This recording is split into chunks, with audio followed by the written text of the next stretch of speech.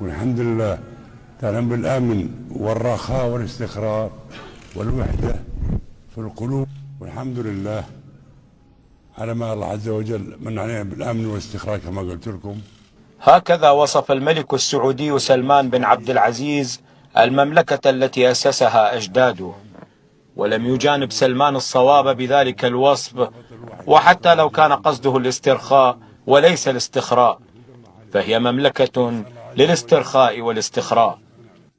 فبعد مرور قرابة القرن على تأسيسها، وبرغم مدخولاتها الخيالية من النفط والتي تبلغ قرابة $1,000,000,000 يوميا،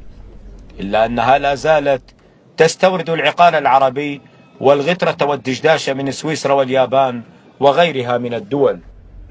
إذ لم يوظف آل سعود ثروات البلاد النفطية ولا عائدات حج بيت الله الحرام ولا عائدات مناجم الذهب لبناء دولة صناعية ذات قاعدة علمية، بل حولوا البلاد إلى دولة مستهلكة تأكل وتنام وتستخري، بل ووصل بهم الأمر إلى الاستخراء على بعضهم البعض، وكما حصل عبر قرارات فجر يوم الأربعاء الماضي، إذ تم استبعاد كبار رجالات العائلة أمثال مقرن وطلال وأحمد أبناء عبد العزيز، ليحل محلهم شباب طائشون لا خبرة لهم ولا حكمة.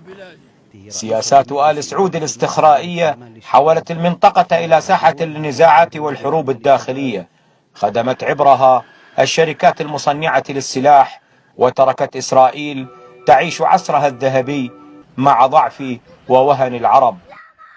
إنها حقا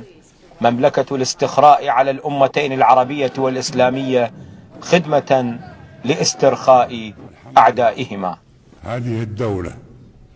من وحدها في عهدها الجديد، وهي كما شوف الحمد لله أمن واستقرار، وهي أساس محمد بن سعود.